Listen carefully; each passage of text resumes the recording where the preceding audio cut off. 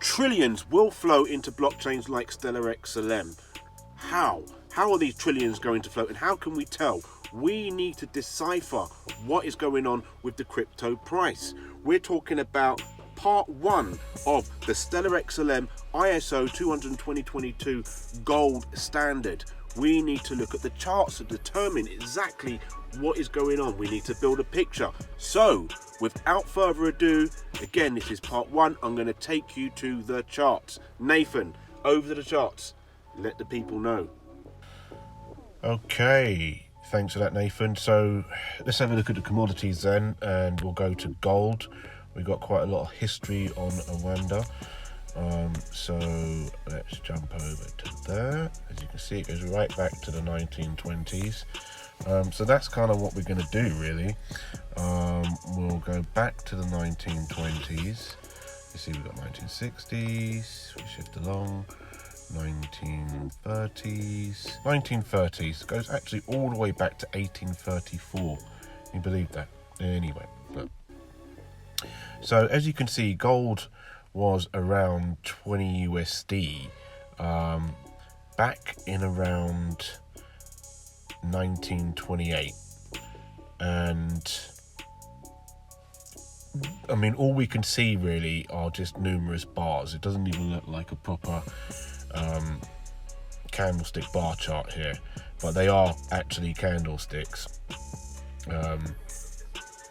But what we could do is look at the moving average. So the blue and the yellow line, the 200-day is the yellow and the blue is the 50-day moving average. So that tells us that, you know, the price has come up to $35 from 1930s. And what happened in the 1930s? Well, there was a, if you call it prohibition, not prohibition on gold. You could not own gold. You were not allowed to own gold. So I think the case was the government were buying up all the gold from everybody. Everybody had to sell their gold to the government, and they got back dollars. Yeah. And with that, the price of gold rose, and obviously the dollars were worth more because it's backed by gold, and that tells us how manipulative the government have been to increase the value of the dollar. So the incentive is to ensure at this point in time that the dollar has a higher price to purchase more, and it's backed by gold. So the gold standard carried on right the way through up to 1971, and then it turned to the fiat standard. People, US citizens weren't allowed to have gold, and then all of a sudden they were. This massive price hike on the value of gold up against the dollar, all the way up until present day. You can see this massive, impressive move. Could this tell us anything in comparison to the 1920s stock crash? Well, let's look at the stock market, the Dow Jones, see if we can get any data on that. We can. And then we want to look at the previous crash cycle. So 1930s is where we need to head, and check out this crashing cycle here. There we go, 1929. This was the big market crash, yeah, of 1929 into 1930s. Right?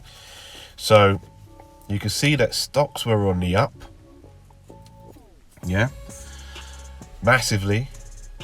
Then, as soon as the gold standard hit, we had this massive drop in the stock market, and then it started to recover around 1932. And this was the first big crash of the Dow Jones, and it took almost 20 years to fully recover and regain its new all-time, or regain a new all-time high before it just surged to the upside for what seems almost ever. So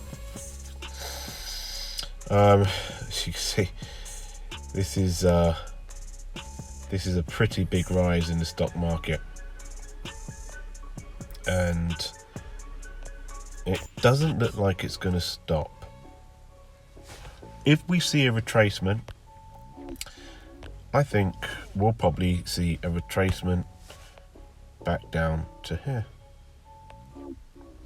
I suspect.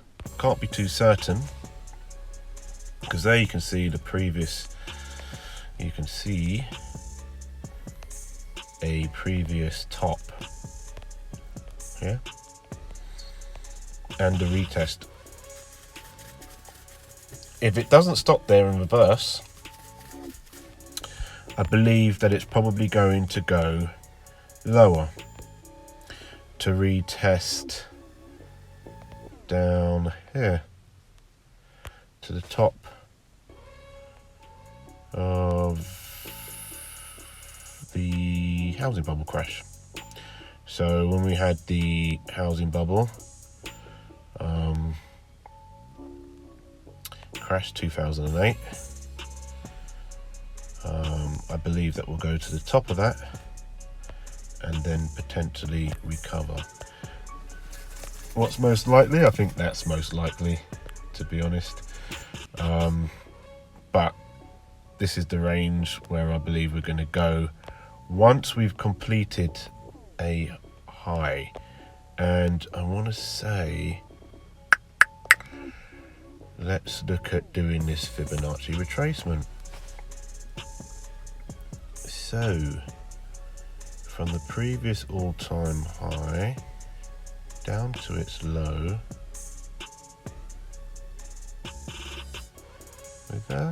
there. As you can see, we don't have much to go. I want to see if I'm accurate enough here, so bear with me, everybody. Bear with me. Okay, so I got the Fibonacci retracement tool up properly, and obviously after this period of ranging, we can see where it's the Dow Jones has gone parabolic. Right after the housing crash, we can see that we get up past all those levels, past the 2618, past the 3618, and not quite hitting the 4236, which is where you can see I got that target drawn out. So what do I think? What's going to happen? What is going to happen? Well, just looking at this, we've got this retrace here. As you can see, it's bounced off the 50-day moving average, and we're kind of going into this sideways action. So really looking at that and the retracement, what have we got for the retracement? Just, I mean, if we call it 20%, 20%, under 20%. So if it's under 20%, then it's not really, you can't consider that to be bearish. And this doesn't look like a top, it looks like consolidation. So if this is going to consolidate more, I'll tell you what it looks like. Let's have a look. Let's grab a fractal. It looks like this here. You see that? This is what it looks like. Let me grab this fractal and we'll make a comparison. Pattern looks like this. This is exactly what it looks like. So I'm going to grab this fractal.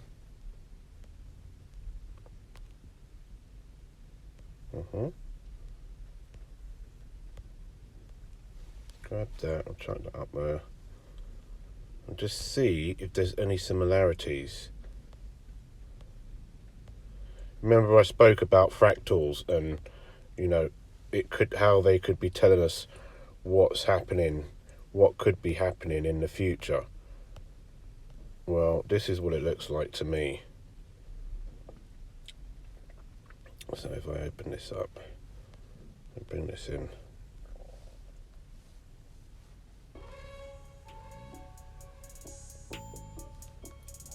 down, you see what I mean?